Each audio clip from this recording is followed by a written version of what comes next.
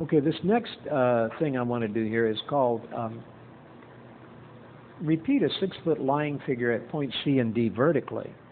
All right, this is the Kincaid brothers. They live in Arizona back in the 1800s. And there are 3 of them. And what this calls for, repeat a 6-foot lying figure at points C and D vertically. So let's say, the givens here, what's given is the horizon line.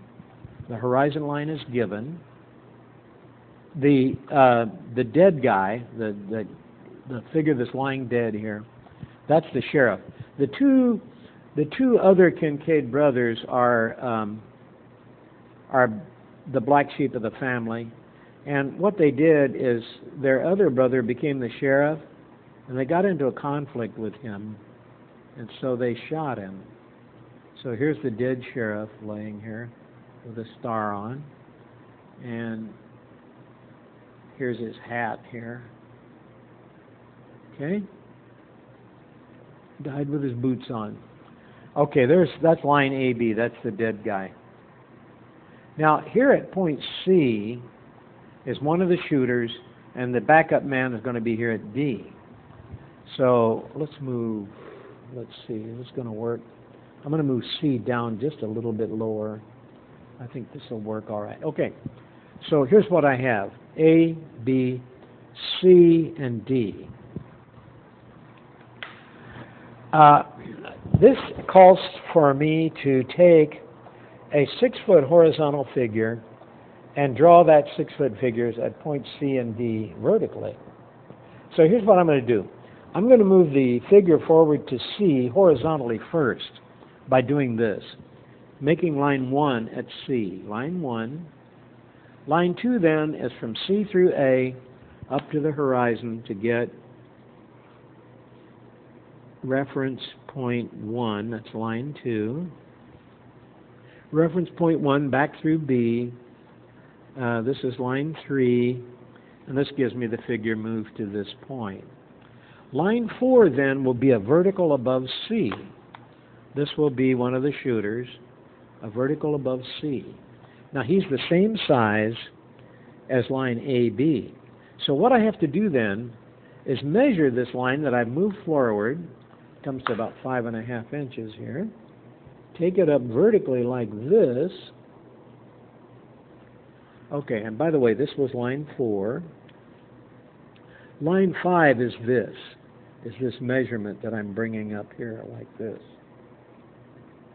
That's line 5. Okay? So here then is one of the bad guys. Okay. Okay, we've measured the height of the guy at 4. Now let's make a vertical here. Line 6 will be a vertical through the other backup guy. And line 6, let's draw from D through C up to the horizon to get another reference point. Reference point 2, and this is line 6. Oh, I'm sorry, line 7, excuse me. Line 7. Line 6 was the vertical we're measuring. And line 8, reference point 2, back through the top of the standing figure here. This is our last line, line 8, and that gives us the drawing of the guy they call Slim. Here he is. All right, so what we did, we took this known figure here, and we came forward to C and made a horizontal, line 1. Line 2 then was drawn from C through A up here to get a reference point. Reference point back through B transfers the height, the width of that dead figure to here. Then we measured this distance and brought it up here. That's line 5, this dashed line. Line 4 was the vertical we drew here. Okay. Line 6 is the vertical above D. Line 7, D through C up here gives us reference point. Reference point back through the top of 4 transfers back to line 6 and gives us the height of the other bad guy. All right. there's two more things here involved with reference points, and then we'll kind of leave the reference point things alone. The first one is called move a horizontal rectangle and dot to point B. Okay, I've got another corny story that helps make you think this might be something that an illustrator might actually do, and that is we're putting on a display at the convention center for Ford Motor Company, and what we've done is at the convention center we've drawn a big super graphic on the floor. It's a rectangle, and it has a lot of copy in it that explains the vehicle, or it's going to have. And then we have a spot on there, which is that Ford logo, which appears it's a blue form in an ellipse that says Ford. So the thing that happens, because our client is pretty generous, General Motors is next to us, and they have that big Suburban type vehicle. And because it's so big, they've asked if we will move our display over a little bit to the right. Okay, we agreed to do that because we're nice. Ford is nice. So what we did is the art director looked at that and said, okay, the given square is there. Let's call the bottom right corner of that square A. Let's find another point where we want to move that corner forward, and we'll call that point B. So I know it's a little bit hard to visualize what's happening here, but let me draw it, and I think we'll begin to see what this is about. Okay, the givens, of course, we don't, because we're at the convention center, we don't have the horizon. The wall blocks us from seeing the horizon. So let's do this. We have the given rectangle, like this, and it has the Ford logo. Let's just use a spot for that right here. Okay, and this is what they call point A, and our client has asked us to move that forward here to point B. So they still want the viewer that's viewing this image to be in the same space that they were initially. I know it's a roundabout kind of corny story, but I think it helps a little bit, helps understand how one might actually do this in some future instance. I think the first thing I would do, I would carry the two sides of the rectangle back to get a vanishing point. So this is lines 1 and 2. Line 1 and line 2. 1, 2. Now, what we have there now is the horizon line. As the vanishing point is on the horizon line. So, okay, I see I've set this up incorrectly. I need to redraw it. I see it's not going to work here. Change the setup just a bit. I'll keep the same lines 1 and 2. I'm just going to make this just a little shallower and put line, here's point A, and I want to put B down here. This works better. Here's B here, and there's A up here. Okay? Didn't plan that too well. Okay, and then here's the logo. All right? Lines 1 and 2 were carried back to a vanishing point, and that gave us where the horizon line is. I think I'll make this just a little bit deeper here, too. Sorry about the initial confusion. All right, so here's our initial super graphic on the floor of the convention center. We want to move that to point B, and we want to keep that dot in the same relative position. So we did lines 1, 2, and 3. Okay? I'm thinking that line 4 will be a horizontal here at B. Line 4. Line 5 will be a line from B through A up to the horizon to get a reference point. Reference point 1, and this is line 5. Line 6 then is drawn from reference point 1 back through the other end of the horizontal A line, transferring it forward to here. Line 6 now gives us the width of this thing brought forward to here. Okay, it's still 1 point perspective. It's still in alignment with the vanishing point. So lines 7 and 8 will be from both ends of B to the vanishing point. Here is line 7 and line 8.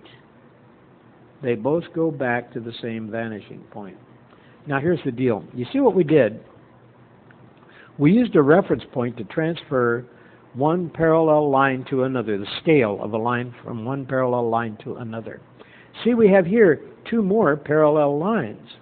We can use that same reference point to transfer the scale of this line to this one by drawing line 9 like this, from the reference point this way. This is line 9, and this gives us this corner brought forward to here. So you see, these two lines, I hope my hand is not in the way here, this line and this one are the same length. Now all I have to do is come to that point and make a horizontal, and that gives me the back. I've moved the rectangle forward. Now my problem is, what about the dot? Well, I can find its location. Let's make it a little bit big. Let's make it a little smaller dot. I'm going to draw from A through the dot a line like this, and this will be, oh, by the way, I should mark this as line 10. The back of the box was line 10. Now, A through the dot up to the horizon will be line 11, and that gives us RP2. So what I want to do is relate the dot to its corner. And I'm going to relate also, when I find it over here, I'm going to relate it to the B corner here. And what I've done here, this reference point 2, is actually a vanishing point for these two parallel lines. You see what I can do? I could still use this reference point to transfer scale from one parallel line to another by drawing, by the way, I should call this line 12, line 13, from reference point 1 through the dot, bringing it forward to here, line 13, it gives me the Ford logo right there. So I've brought that all forward, and I hope that wasn't too complicated. I think it's possible to be understood. I'm going to do one more, and let's see, this one will be move a vertical panel and X to point B.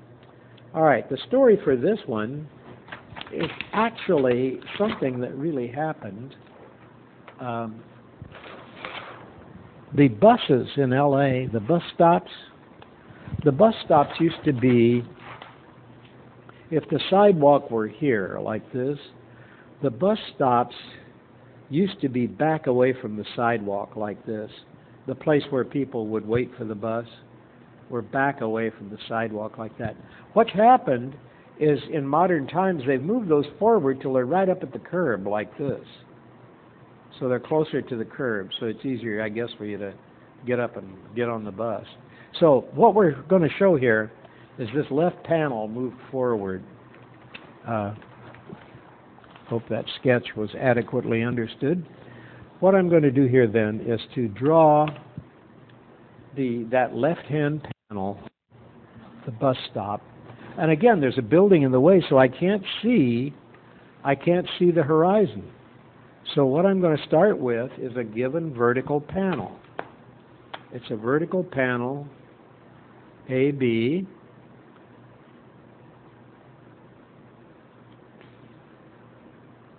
And there's an X here.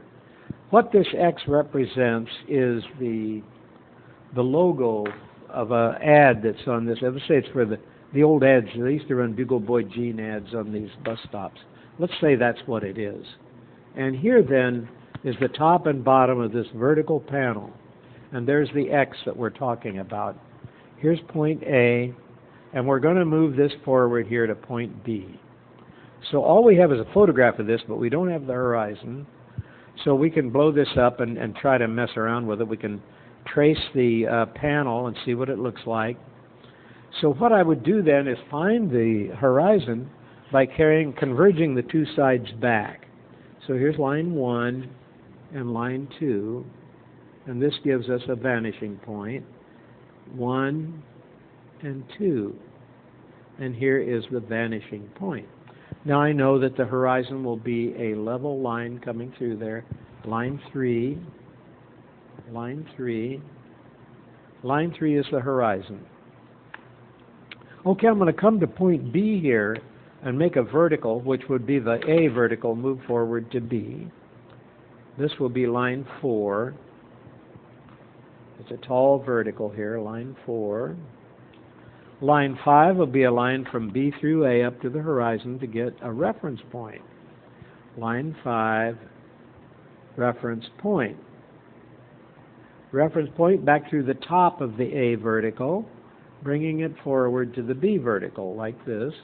Line 6 brings us the height up to here. Now, I know the top and bottom of this new panel will go to the same vanishing point. So, lines 7 and 8, line 7 and line 8 here. Okay. What I know is that I'm going to be messing around down here with this X. So to find the depth, I'm going to find it up here at the top, because that X is going to be putting a lot of lines down here on the bottom. So to simplify this, I'm going to transfer this parallel line to this one, the scale, from one parallel line to another. That is, from this one over to this one. All right? I do that this way by drawing from the reference point through the end of this line, transferring it forward to here, line 9, and where that touches line 7, I'm going to then make a vertical, which gives me the back of this. I'm sorry, did I say line 10, excuse me. Okay, line 9 and then line 10. Okay, that brings us to where we need to find the X. The first thing I would do is relate the X to the bottom of the own panel by drawing a vertical down like this. This will be line 11. 11. Where that touches the bottom of its own panel, a line from the reference point brought forward through here like this is line 12. And where that touches the bottom of the new panel, a vertical is line 13. Line 13. The last line is line 14, a line from the reference point through the X to here. Line 14 gives me the X in its new position right here. Okay.